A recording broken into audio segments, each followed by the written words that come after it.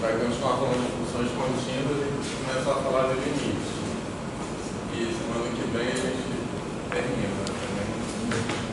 Semana que vem você vai estar eu voto sim, né? Vocês sabem. O grupo ficou 13-2 na votação online. Tá, então pode ser online.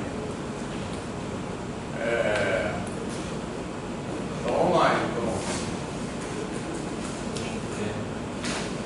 Mas olha só. Então vamos. Hoje, então a gente vai continuar a falar de continuidade e falar de limite. Beleza?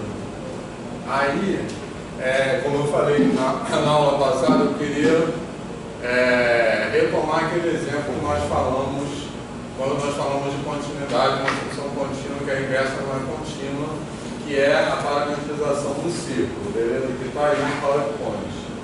Tranquilo? Só isso não vai fazer as contas da definição de continuidade em detalhe, daria até para fazer. Mas é só a gente observar geometricamente mesmo como essa definição, como aquele exemplo corresponde a essa definição, beleza? Então a ideia dessa função é a gente fazer a parametrização, quer dizer, a função em questão é a parametrização do círculo, beleza? Então a gente vai pegar aqui o intervalo 0, 2π, e para que isso seja uma função bijetiva, a gente vai pegar esse intervalo assim, beleza? Fechado de um lado e aberto do outro. E aí, assim, senão, se a gente fechar dos dois lados, ela não será uma bijeção, beleza? E vai parametrizar, quer dizer, a função em questão é a parametrização dessa circunferência. Tá legal? Certo? Então, se a gente quiser escrever a fórmula dela, é isso aqui.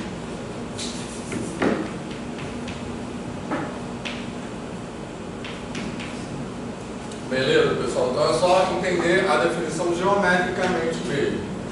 Então, esse ponto aqui, que eu vou chamar de ponto zero, né, que eu vou chamar de T0, ele é levado nesse ponto aqui, beleza? Que eu estou chamando de P0, que é um zero, que é φ de T0. Tá de boa isso, pessoal? Tranquilo? Tá? Então, o que a gente tem que fazer para, vamos dizer assim, encaixar esse exemplo na definição de continuidade? A gente tem que pegar um epsilon, certo? Na imagem aqui. Então, eu vou pegar um epsilon, uma bola de raio epsilon, aqui assim. Essa bola de raio epsilon, no caso, quer dizer, eu posso até pensar como uma bolinha no R2, mas a parte dela que vai interessar é esse arco de circunferência aqui aberto. Tá de boa? Tranquilo? Isso aí vai ter um raio epsilon, tá? Então, a gente vai observar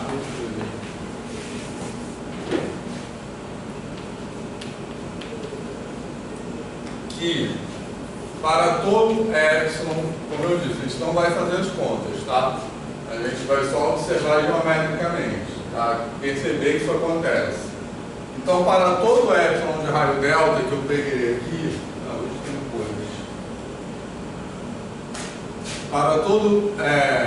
para toda bola de centro P0 e raio epsilon, eu vou conseguir uma bola de centro T0 e raio delta que vai estar aqui assim, quer dizer, quando eu estou dizendo que a gente não vai fazer a conta, a gente não vai determinar quem é esse raio delta aqui em função de epsilon, beleza?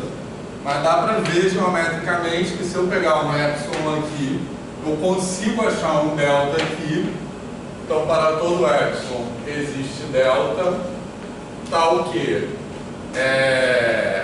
Vamos pegar assim, módulo de xy, né? Porque aqui eu estou no R2, beleza? Mas como eu disse, a definição de continuidade ela vale da mesma forma em qualquer espaço métrico. Eu só preciso da noção de distância, beleza? botar até norma aqui para lembrar que a gente está no R2. Menos esse ponto T0 aí.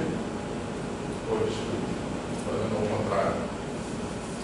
Tal que existe um delta, tal que T menos T0 menor do que delta, agora sim, né? Isso vai implicar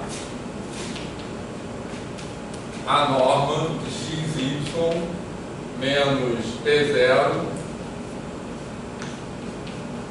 menor do que epsilon, beleza? O que isso significa geometricamente?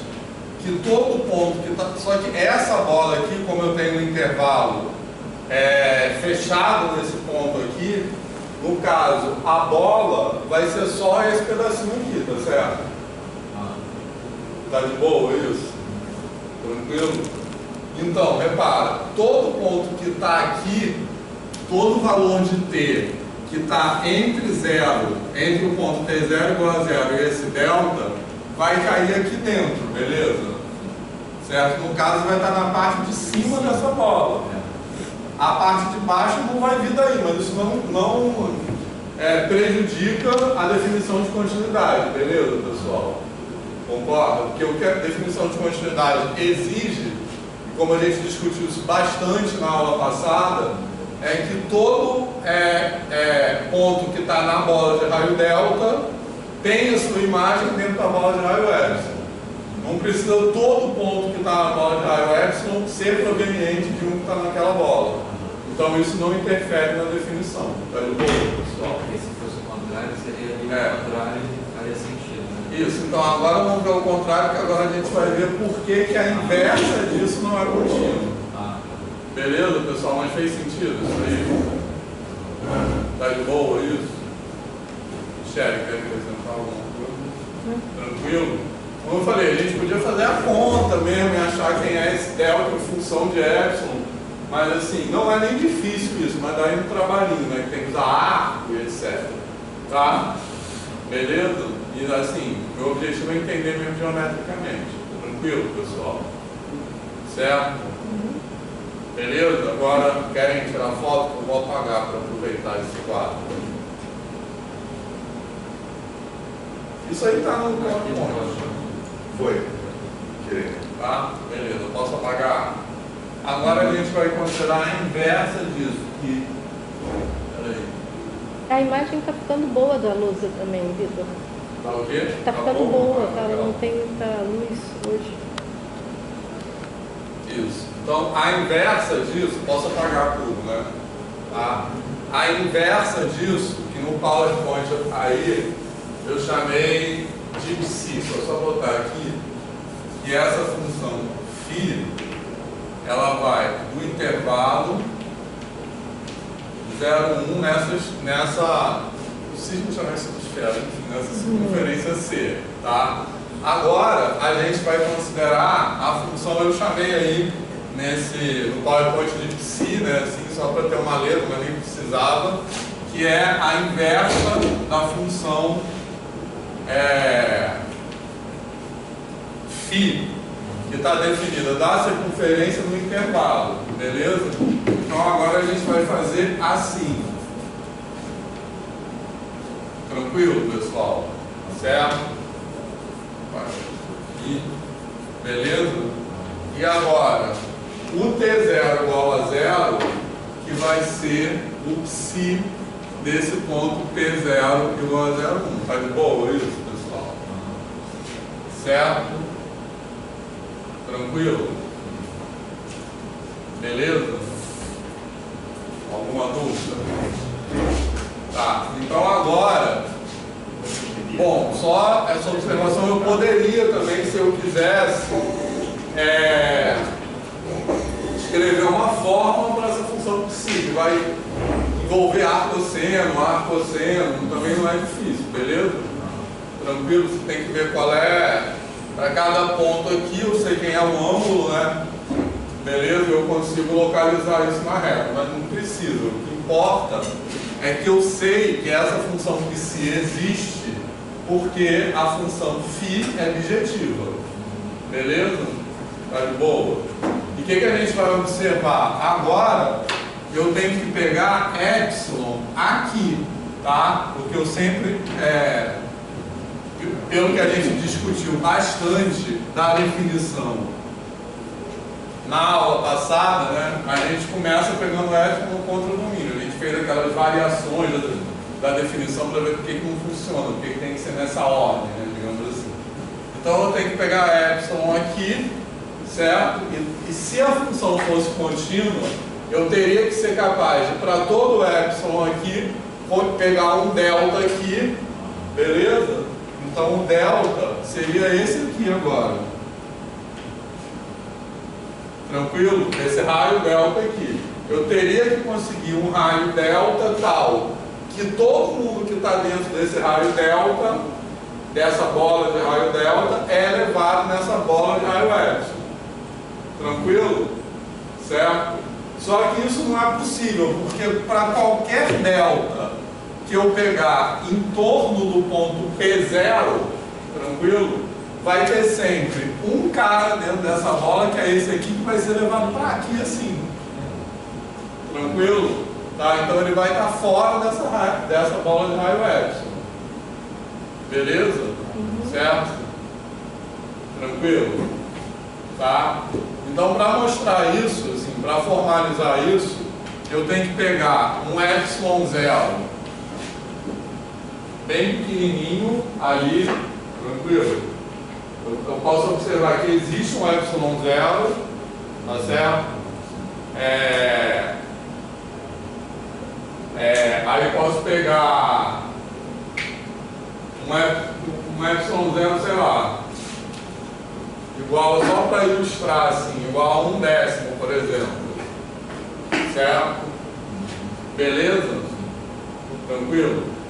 Aí eu pego um ponto qualquer que está dentro desse raio.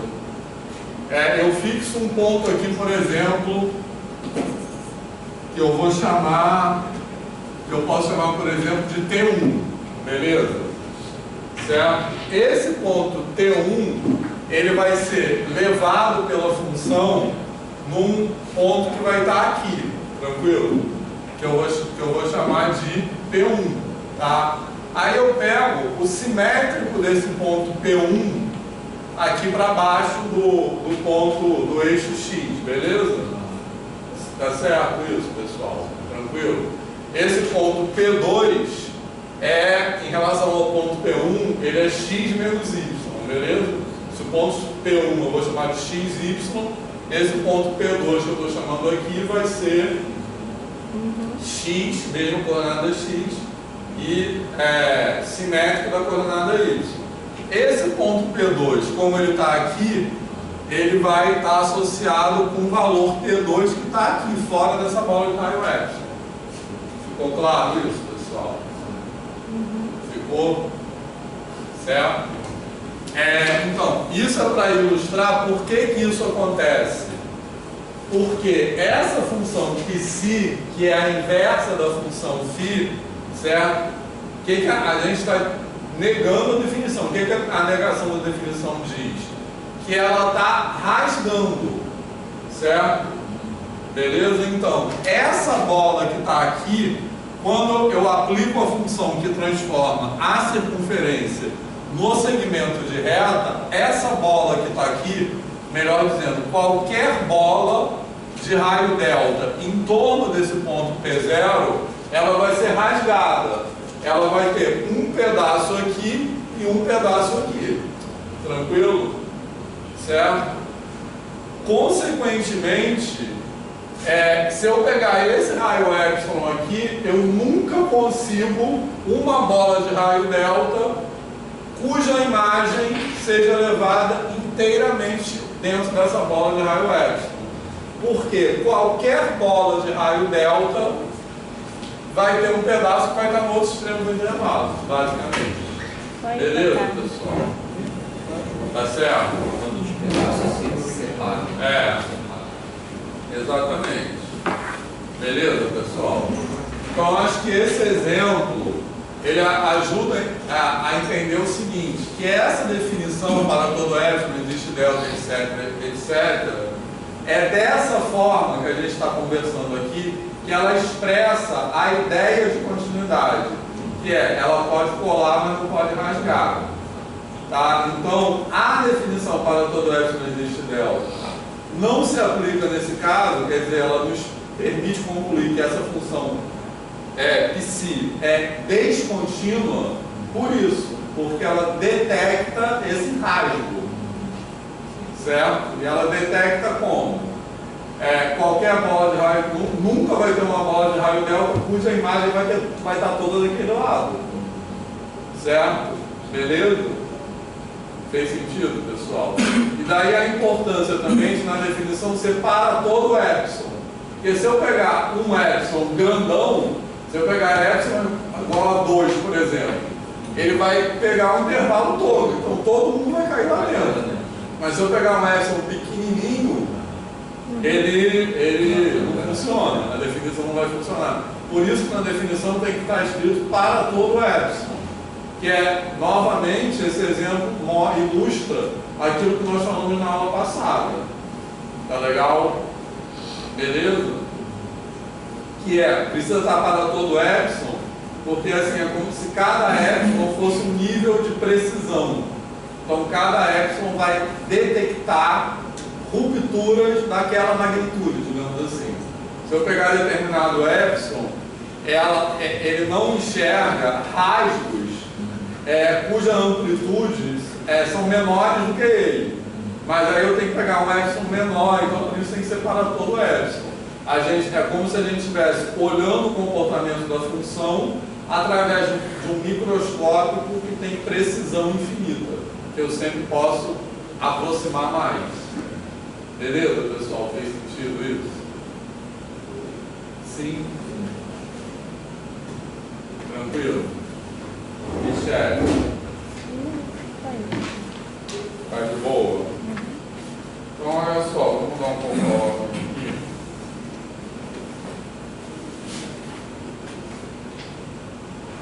Posso apagar isso aí?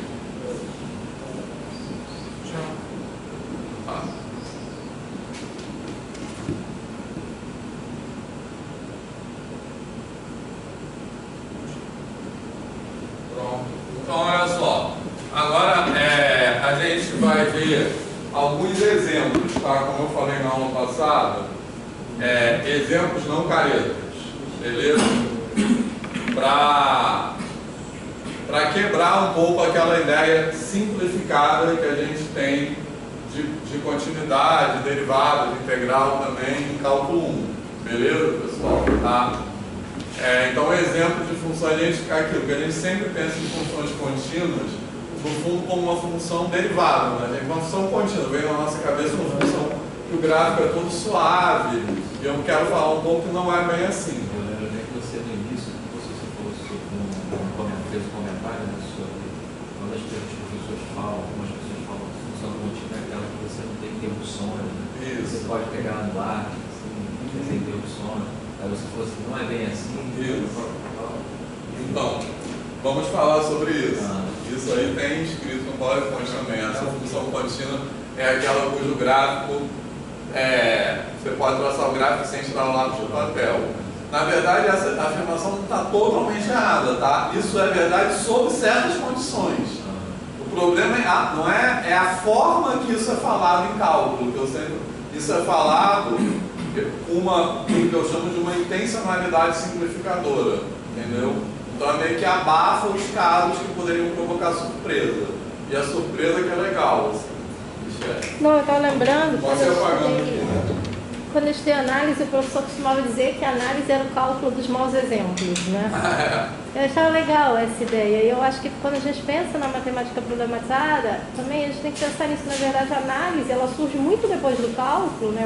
Relativamente muito depois.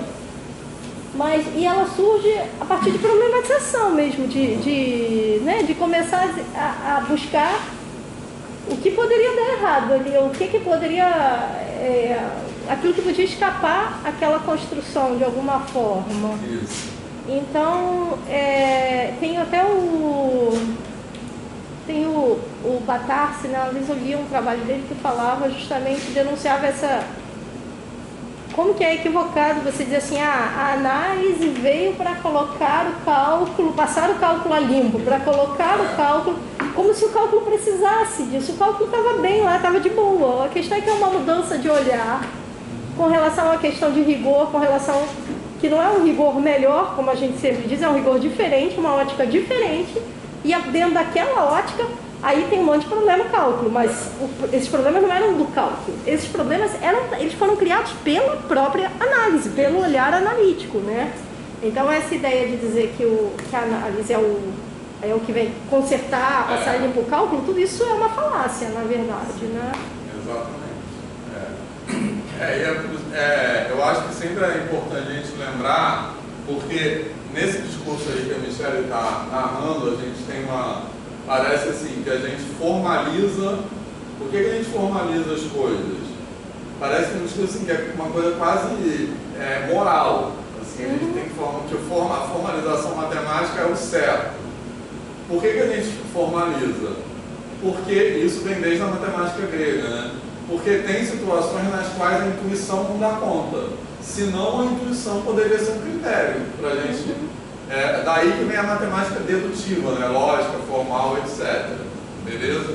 Mas isso, então, assim, a formalização, o que eu quero dizer com isso? A formalização matemática ela é contextualizada historicamente. Ela não é uma coisa, porque beleza? E por outro lado, isso também acho que ajuda a perceber que a matemática não é só a formalização, beleza? Então o que da matemática está fora dessa formalização, beleza? Parece que é aquilo que eu sempre falo, as definições não inventam as ideias. Só que quando a gente tem as ideias, essas ideias levam também a coisas contra-intuitivas. A gente já vê vários exemplos disso aqui. A gente começa com uma ideia, por exemplo, muito simples, muito assim simples, às vezes não é simples. É intuitiva. Que dois conjuntos tenham a mesma quantidade de elementos se existe uma correspondência um a um entre eles. Só que essa ideia que parece muito razoável, ela leva a coisas, quando a gente aplica nos conjuntos infinitos, ela leva as coisas surpreendentes. A formalização é uma maneira de falar sobre essas coisas surpreendentes, né? Mas assim, a matemática não está confinada na formalização. Então, um pouco isso. Certo? Apesar de que muita gente tenta fazer esse confinamento, né? Tenta impor esse confinamento. Né? Dizer, se está fora disso aqui, não é matemática. E quando a gente. E esse é um modelo de aula, especialmente no ensino superior, né? Nas aulas de matemática das disciplinas do ensino superior, basicamente o professor relata a formalização. Né? Fala teorema, isso aqui, demonstração, isso aqui. Beleza? É o que eu tento não fazer aqui. Certo? Tranquilo? Bom, antes de falar desses exemplos, eu vou botar um teorema que nos ajuda a pensar em alguns desses exemplos. Tá? Estou mudando um pouco a ordem do PowerPoint, isso está no slide 19, se vocês quiserem acompanhar. É um teorema que a gente chama de caracterização de continuidade por sequência. Beleza? Então, a gente pega uma função e a gente vai dizer que essa função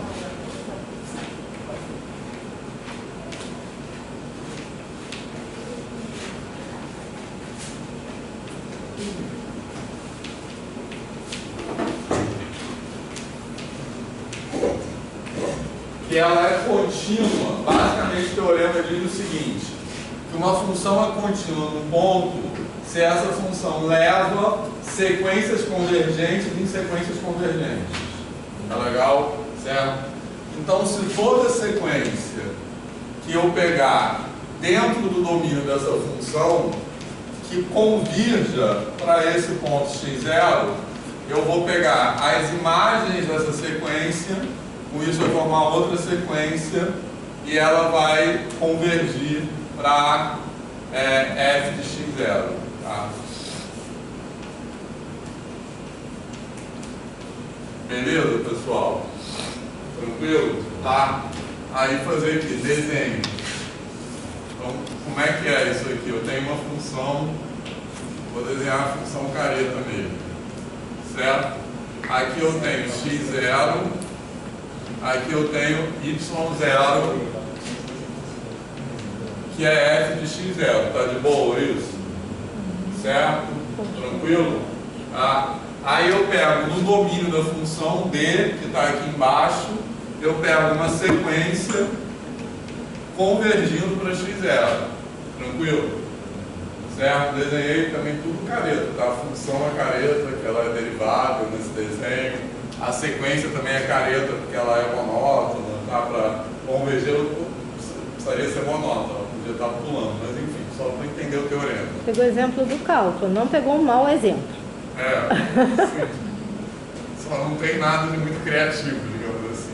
Beleza, pessoal? Então aqui eu tenho a sequência convergindo para x0, beleza? Certo? Tranquilo?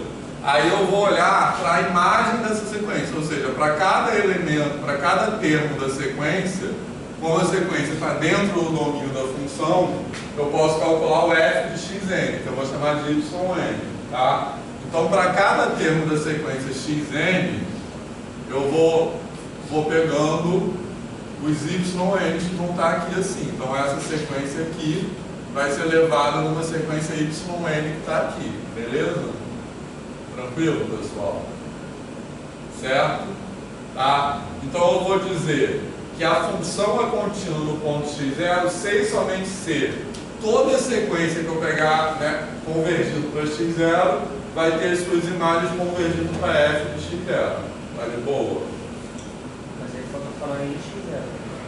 É, em x0. Isso é para cada ponto, entendeu? Certo? Eu quero ver se a função é contínua num ponto, então toda a sequência convergindo para aquele ponto vai ter isso aí.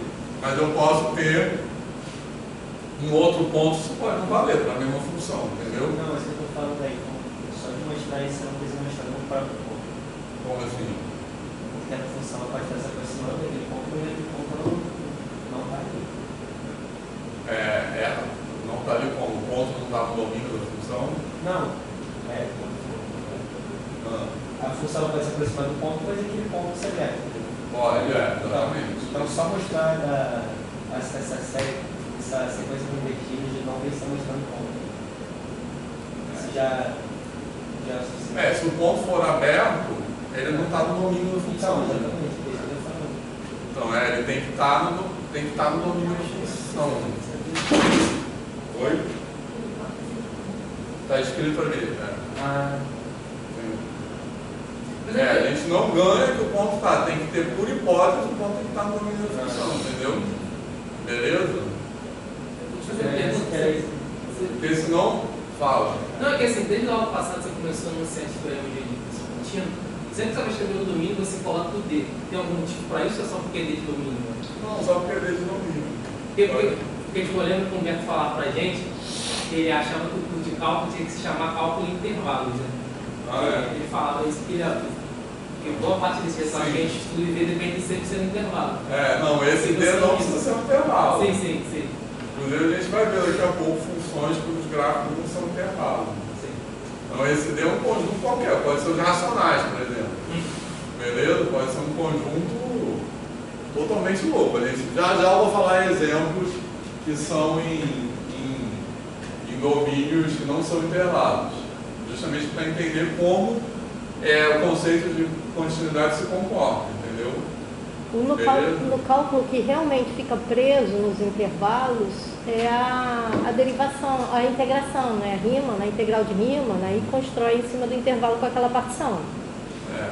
Sim. Daí não tem jeito, você está preso, mas o resto não. E só por causa da forma como está construída na Riemann também, porque se você for para Lebesgue ou qualquer outra coisa, você já perde isso. É uma construção que foi feita ali, é tipo assim, o cara está mexendo com massinha, né? É um negócio concreto ali, né?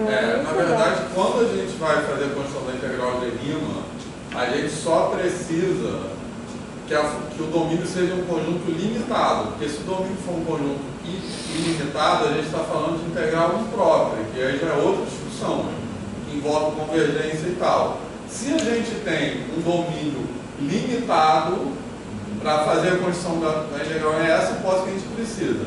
Para facilitar a construção, a gente coloca ele dentro de um intervalo. Aí a gente considera que a função vale zero.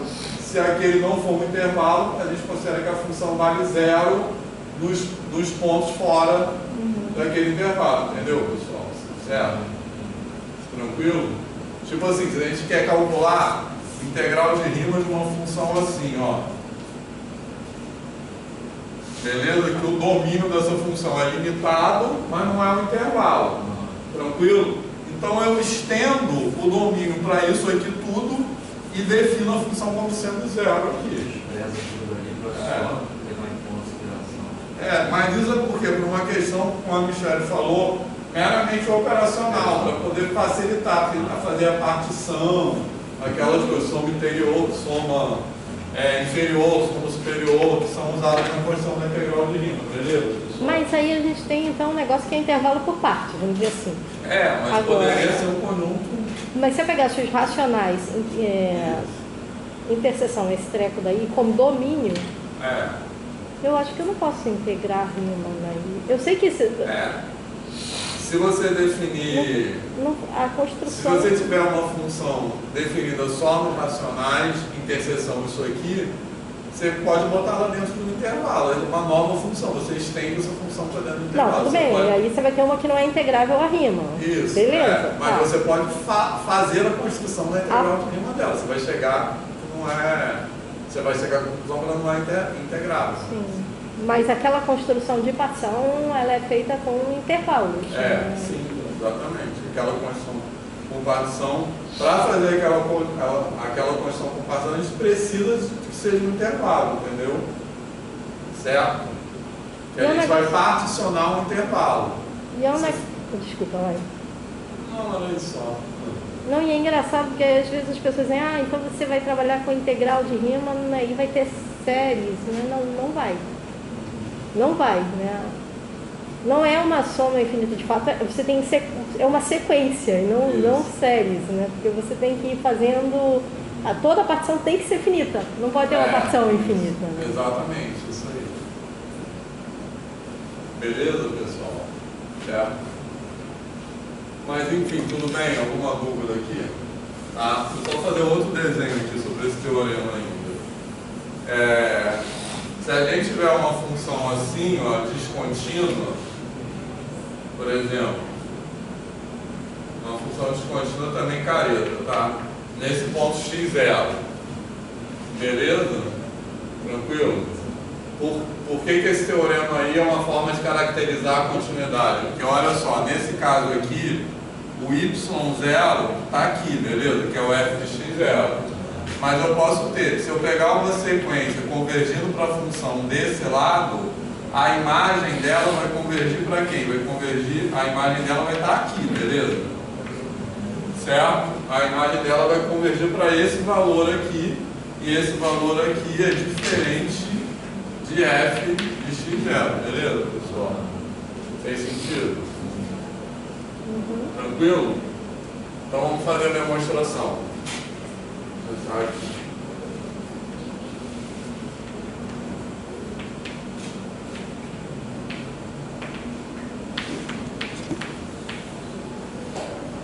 Então vou fazer a ida primeiro. A ida é mais fácil que a volta. Depois eu comento isso.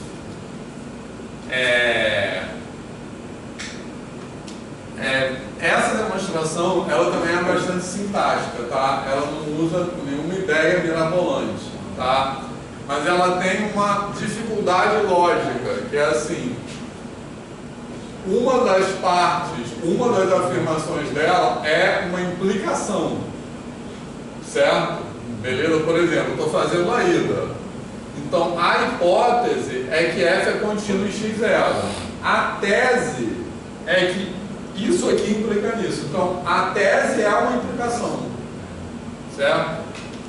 Beleza? A tese é que toda sequência dentro do domínio vai ter yn convergido, beleza? Tranquilo? Então, isso é uma coisa que pode, assim, complicar, mas é uma mera questão de manipulação lógica das coisas. Tá legal, pessoal? Certo? Então, o que eu tenho que demonstrar? Por hipótese, a função é contínua. E a tese é isso aqui, certo? Então eu tenho que pegar, seja xn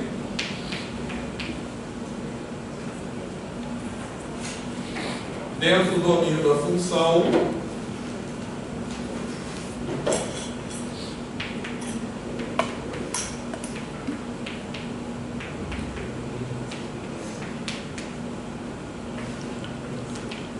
e vou pegar também y0 igual a f de x0, beleza, pessoal? Tá tranquilo? Tá? Certo? E seja também... Peraí. Calma.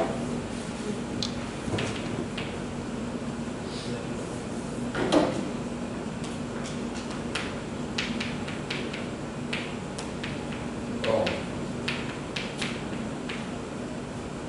Certo? Tá, então, agora o que eu tenho que demonstrar? Eu tenho que demonstrar que yn converge para y0. Tá beleza? Certo? Tranquilo? Né? Porque eu estou demonstrando que toda sequência que eu pegar xn convergindo para f de x0 vai ter yn convergindo para y0. Beleza? Certo? Então o que eu preciso demonstrar é isso, que yn converge para y0. Para mostrar isso, o que eu vou fazer? Eu vou pegar um epsilon maior do que 0. Tá tranquilo? Certo? Eu peguei um epsilon maior do que 0 porque o meu objetivo é chegar nisso aqui, ó.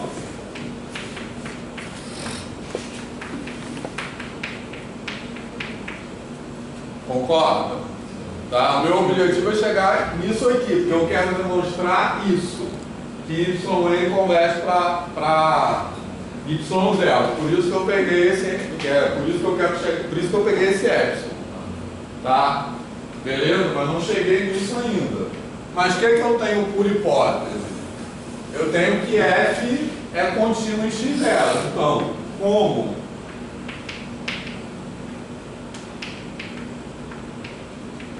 f é contínuo em x0, então o que a definição de continuidade me diz? Que existe um delta maior do que 0, tal que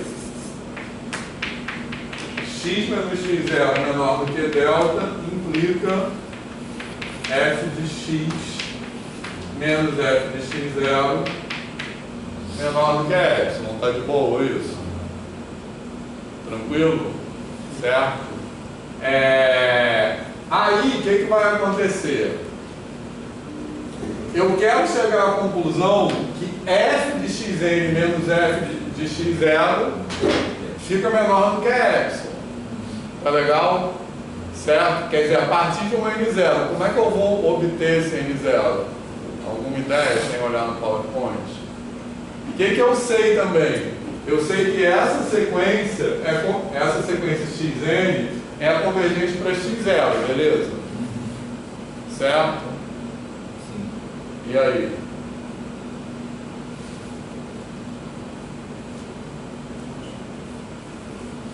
Se essa sequência é convergente para x0, ela satisfaz a definição de convergência. Tá? Então, Danilo. Não, eu lembrei aquele resultado lá que toda sequência tem uma. Como é que é? Subsequência. Tem o quê? Tem uma subsequência convergente. Mas não precisa nada disso, é só usar as definições. Essa demonstração a gente só vai usar as definições, mais nada. Nenhum teorema, nenhuma ideia. Então, repare que até aqui eu usei a definição de continuidade, que eu sei por hipótese. A outra coisa que eu sei por hipótese é que xn converge para x0. Então a distância de xn e x0 fica tão pequena quanto eu queira, para n0 suficientemente grande.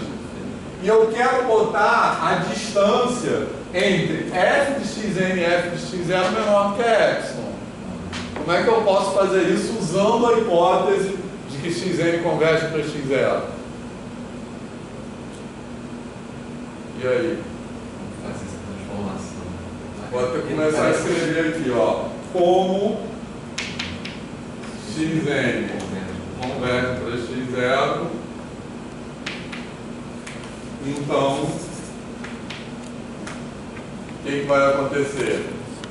Existe a definição de convergência também. Então existe n0 pertencente a n, tal que a distância entre xn e x0 fica menor. Menor que quem?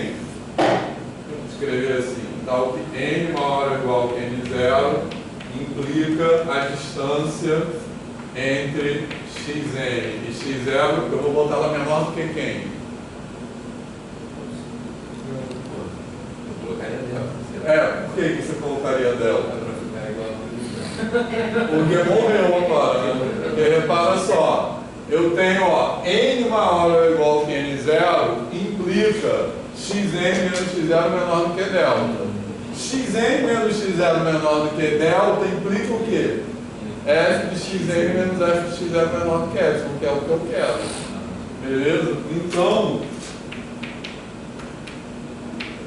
o que eu vou ter aqui? Eu vou ter que n maior ou igual que n0 implica isso aqui, mas isso aqui implica nisso.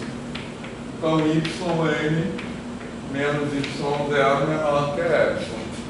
Aí morreu. Beleza?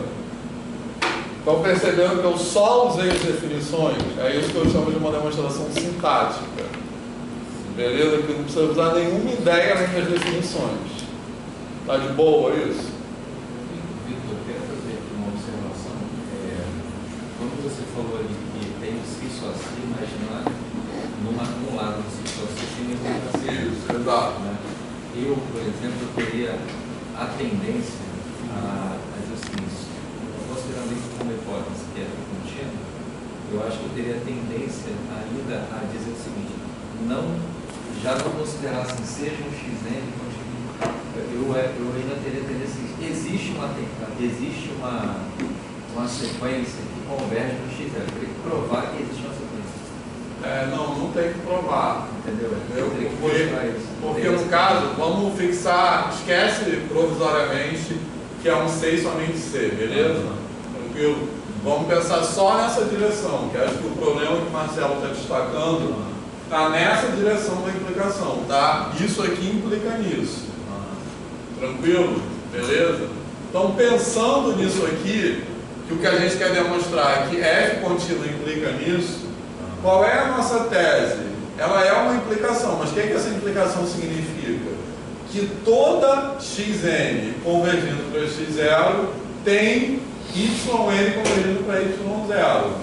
Então, a tese é isso, que ela está escrita na forma de uma implicação. Tranquilo? Certo? Então, como é que eu mostro isso?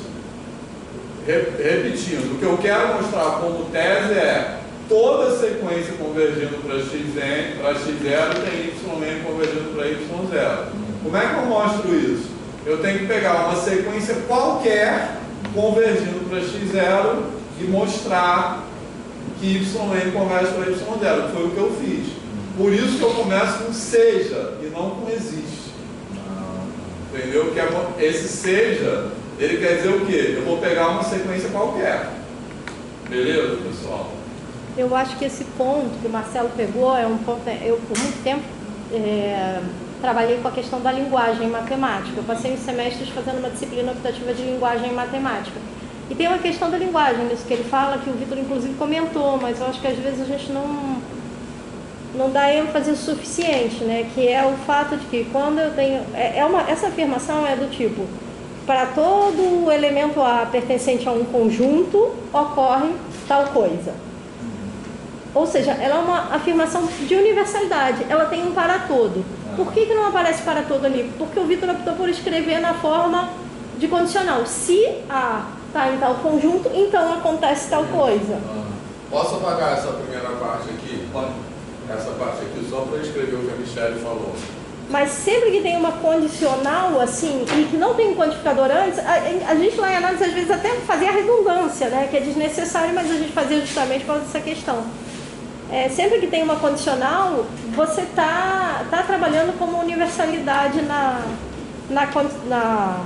parte inicial ali, né? Na hipótese.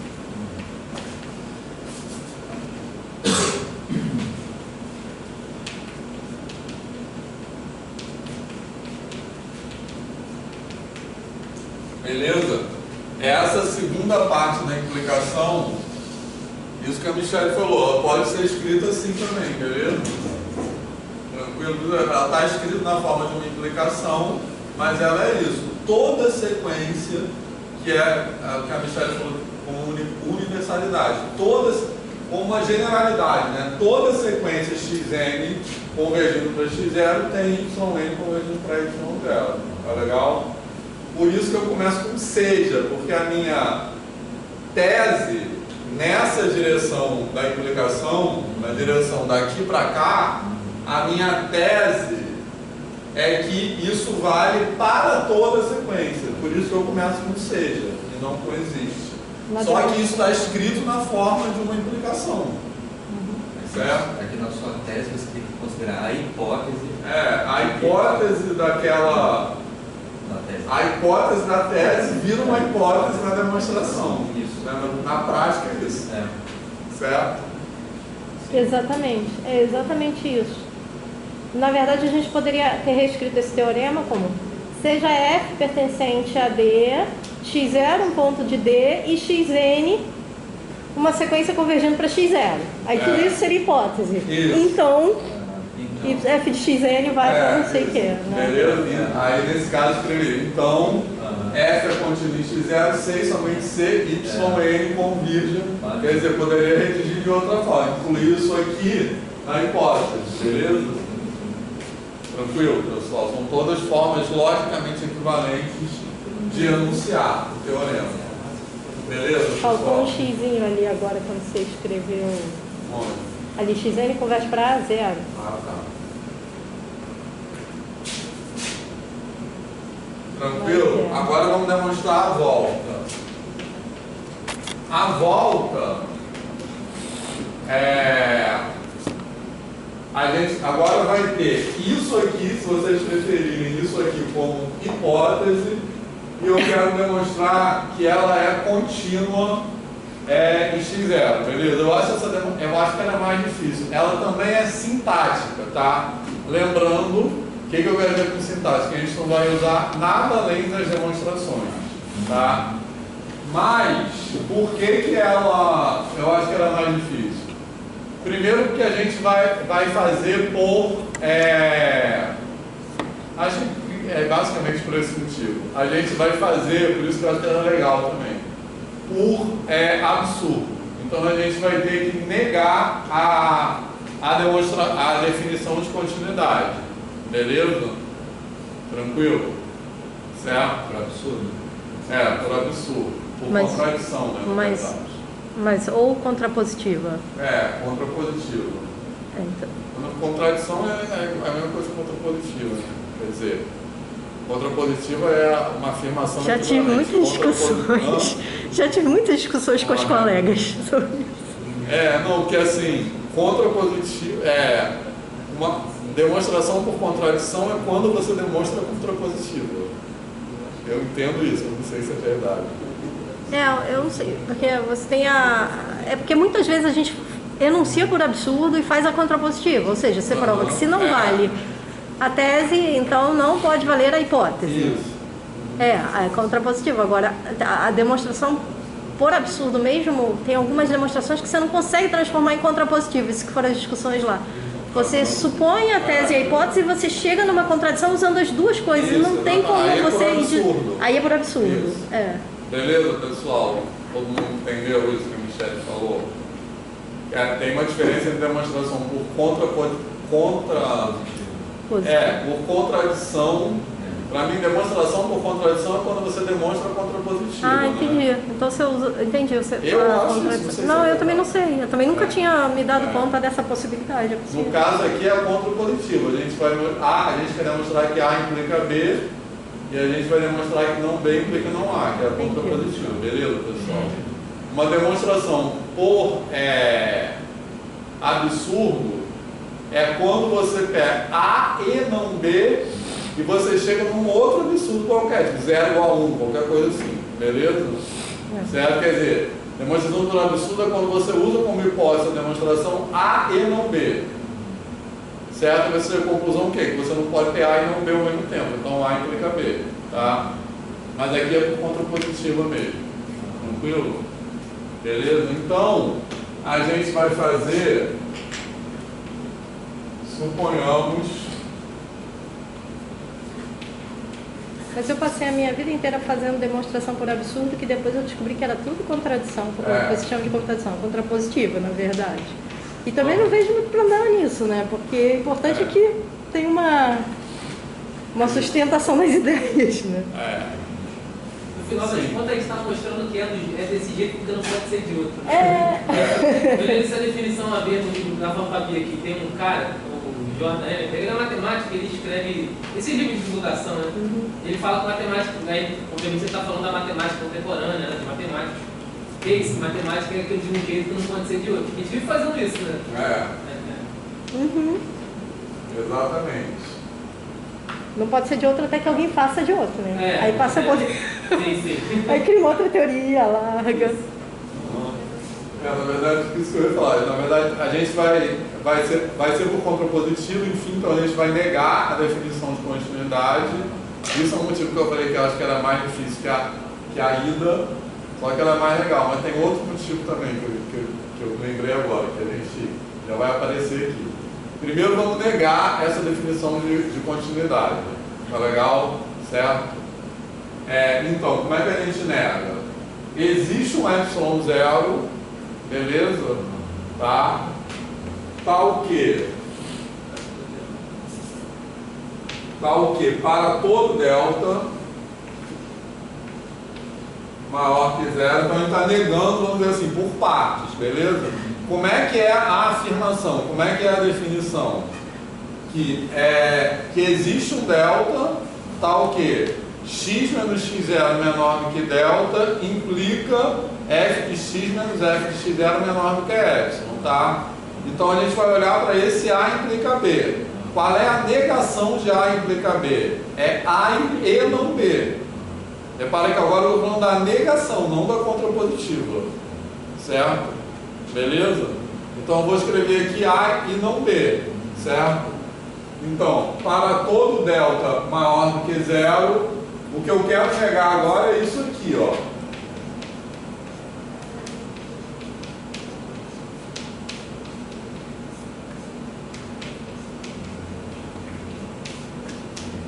Beleza? O que eu quero negar é isso, certo?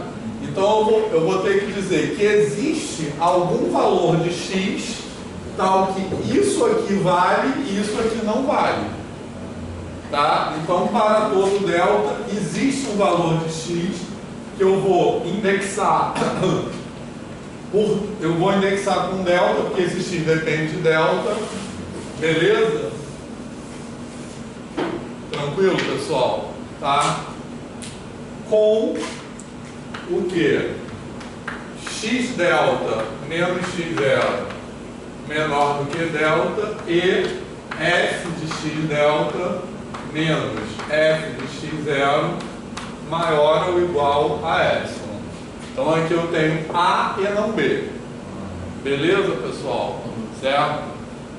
Beleza. Então isso é a primeira coisa que eu acho que eu falei que faz essa direção ser mais difícil. Agora a segunda coisa, que eu estou falando que é uma contrapositiva. Então eu quero chegar na negativa da tese. Certo? A tese, novamente, é uma implicação. Então, a negação da tese, de novo, é A e não B. Então, o que eu tenho que fazer? Eu tenho que exibir, aí que também é mais difícil, porque embora eu esteja usando a ponta positiva, eu tenho que construir uma sequência. Beleza? Porque como eu quero chegar à conclusão aqui de A e não B, tranquilo? Eu preciso exibir uma sequência xn tal que isso aqui convija para x0 e isso aqui não convija para y0. Tá certo, pessoal? Tá? Alguma dúvida? Tranquilo? Então isso já é outra dificuldade. Que eu tenho que agora construir essa sequência com essa propriedade. Beleza? Certo? Agora, como é que eu construo essa sequência a partir dessa negativa da hipótese que eu tenho aqui? Eu vou ter que discretizar esse delta. Beleza? Porque em vez de um x indexado por delta, eu quero um x indexado por um índice natural. Porque eu quero o quê? Construir uma sequência. Tranquilo? Certo? Então o que eu vou fazer? Eu vou tomar delta igual a 1 sobre n, tá? Esse 1 sobre n, como eu já disse, é só a escolha mais careta possível. Porque o que eu preciso aqui é qualquer coisa, qualquer valor de delta que seja uma... convija a zero, que seja uma sequência tendendo a zero, beleza? Então, se eu pegar isso aqui, nós vamos ter o seguinte, que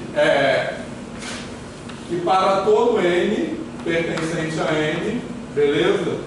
Que vai dar esse 1 sobre n aqui, vai existir um xn dentro do domínio D, então aqui eu já construí a sequência, tranquilo?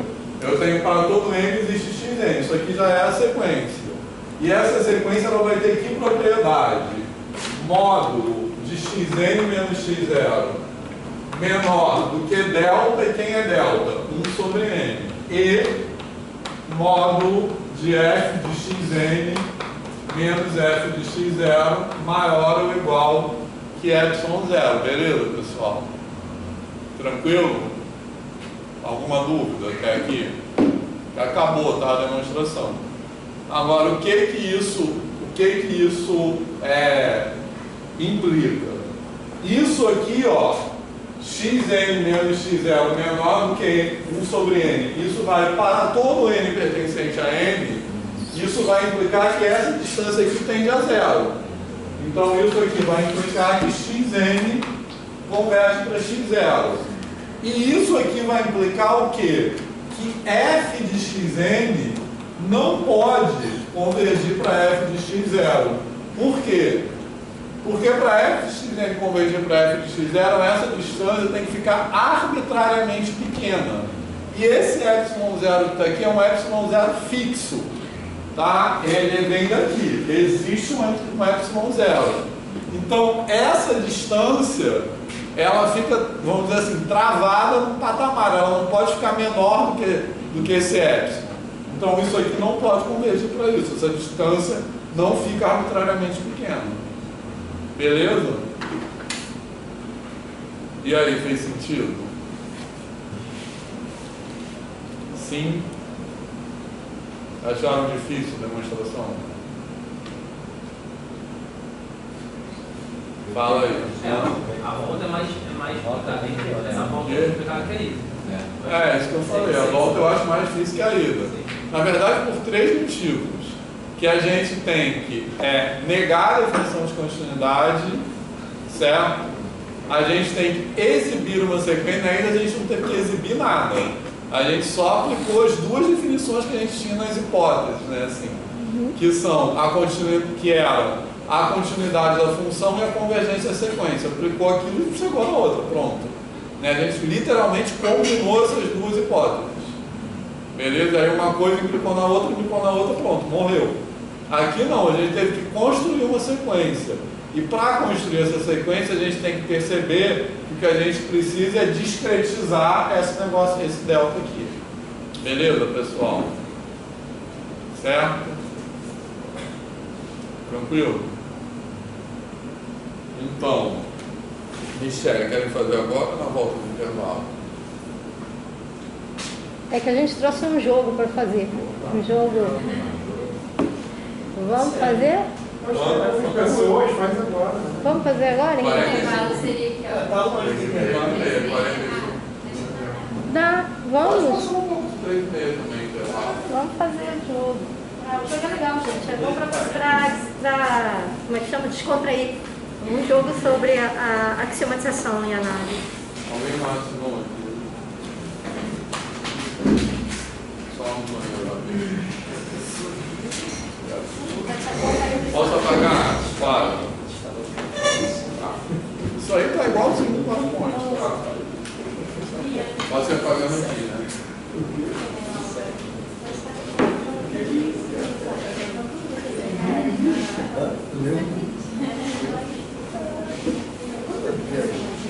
Ainda foi 8.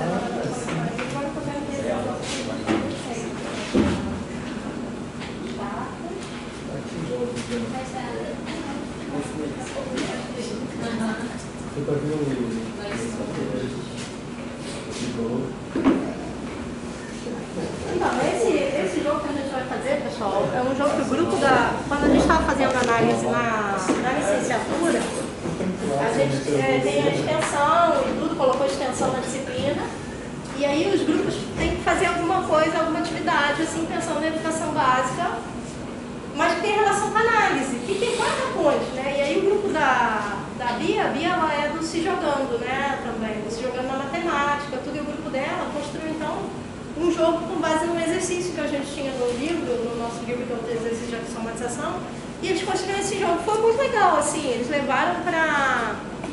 Tem um clube de matemática, né, numa escola técnica, era em São Gonçalo, né?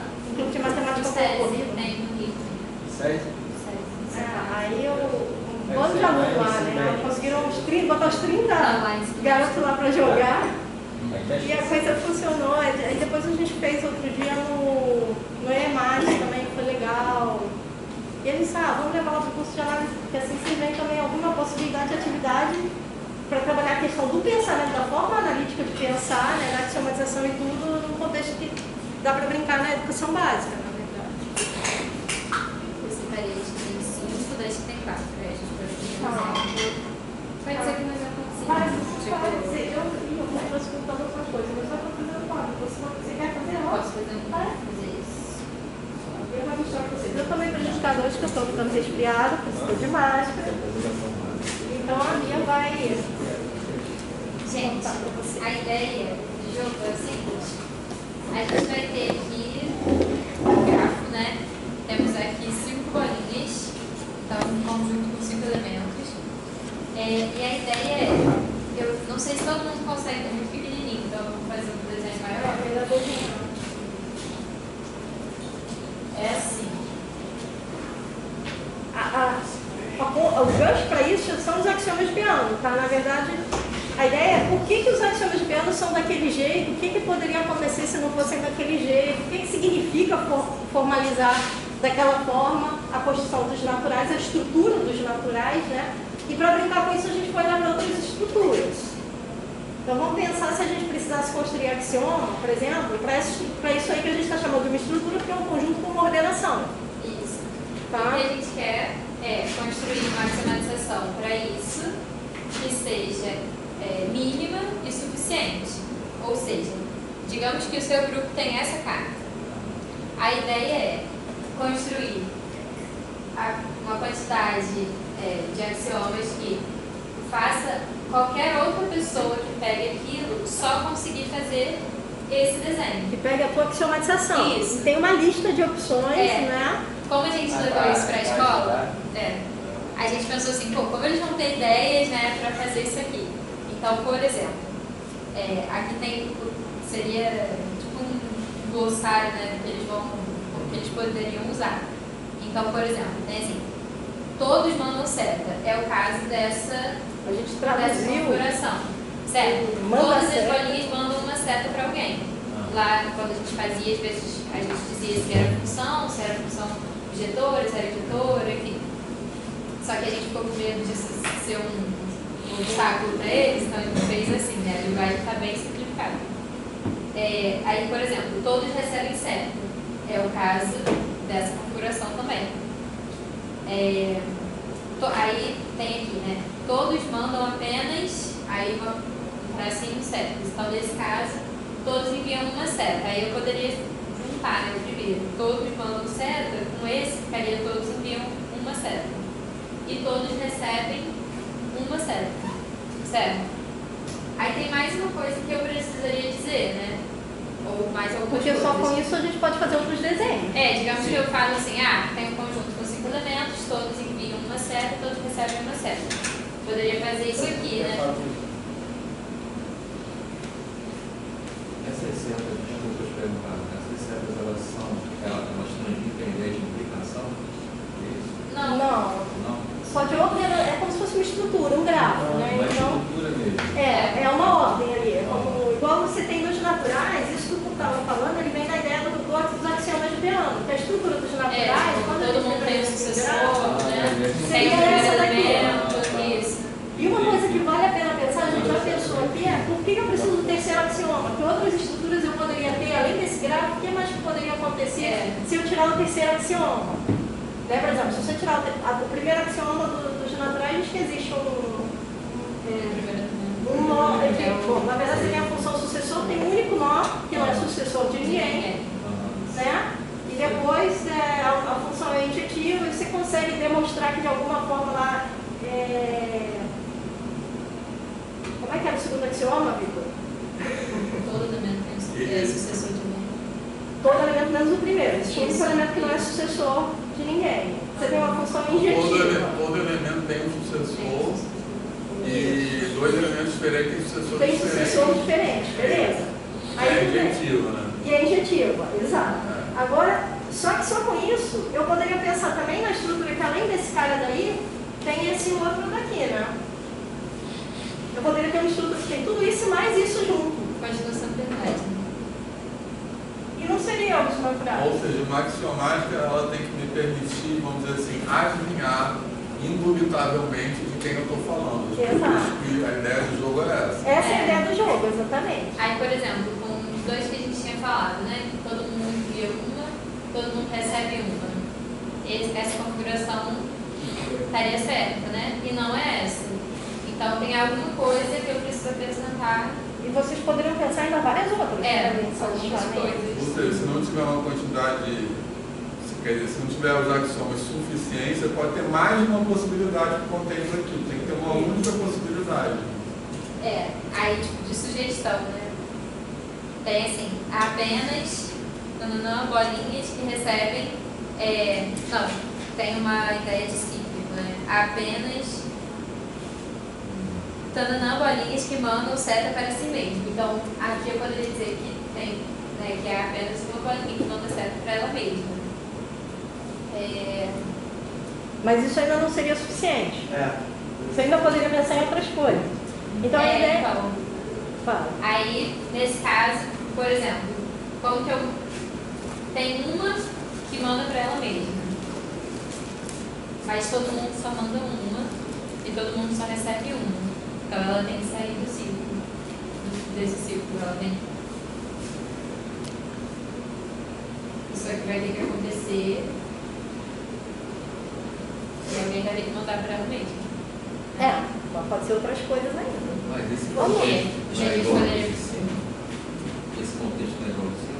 Isso, vai ser igual aquele. É. Aí é que tá. Tem alguma coisa que ainda obedece a esses três que não é aquilo. Tem agora.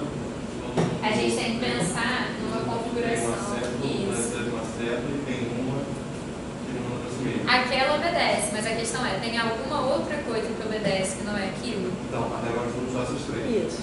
Pô. Acho que pegar duas, uma enviando, outra mandando. Assim, né? Vai, Tipo É. assim, isso, um conjunto de vai e volta com duas. Isso, exatamente. perfeito. E elas são estruturas topologicamente diferentes. Né? Isso aqui também obedece ao que a gente fez, né? Sim. Então a gente talvez tenha que afirmar que tem um ciclo de 4 bolinhas, né? Que aí eu quebro a possibilidade de fazer isso aqui. Tá? Aí eu jogo é o seguinte. A gente tem que construir, tipo, vocês vão receber as cartas em grupos, né? 3 grupos. A ideia é fazer 3 grupos. Pode ser 3 grupos de 3. E construir a axiomatização dessa carta. Aí depois, tipo assim, por exemplo, aqui, né? Construir. Aí a gente vai pegar essa axiomatização. Aí foi assim lá, não sei se a gente vai conseguir fazer aqui, né? A gente pegava essa axiomatização e dava para outro grupo. E aí o grupo tinha que construir as possibilidades que eles conseguiam encontrar com aquilo ali. Se o grupo só conseguisse construir exatamente o que estava na carta de vocês, por conta de vocês. Se eles conseguirem achar outra, por conta deles. E aí todo mundo troca no final. E aí eu achei que ia ser um jogo colaborativo, mas... Mas eu tô na dúvida, Ele é um jogo de grupo. Essa parte do final foi porque a gente foi numa turma de ensino médio. Não era uma série, né? Era um clube da matemática. E aí a galera se anima mais quando, tipo assim, eu vou bater o ponto, tem que ter pimenta, né? Aí a gente... Mas é porque a gente pode Se o outro grupo não perceber, aí... Exatamente, errado, mesmo tendo errado. semático. Exatamente. Mas a questão é, eles sempre percebiam. Porque eles iam roubar teu ponto, cara. Mas olha isso, então vamos lá, vai, vamos entregar.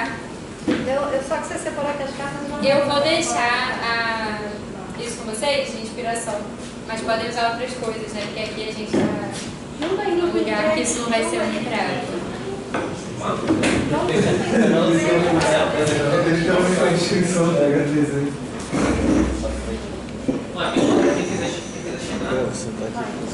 Vai ser...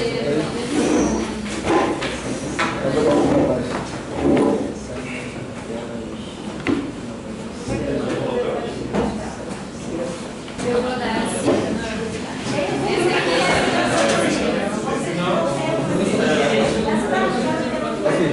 eu vou dar 2 vezes. Ai, gente. A minha tá dando mais simples, uma carta mais fácil, outra mais difícil. Não necessariamente.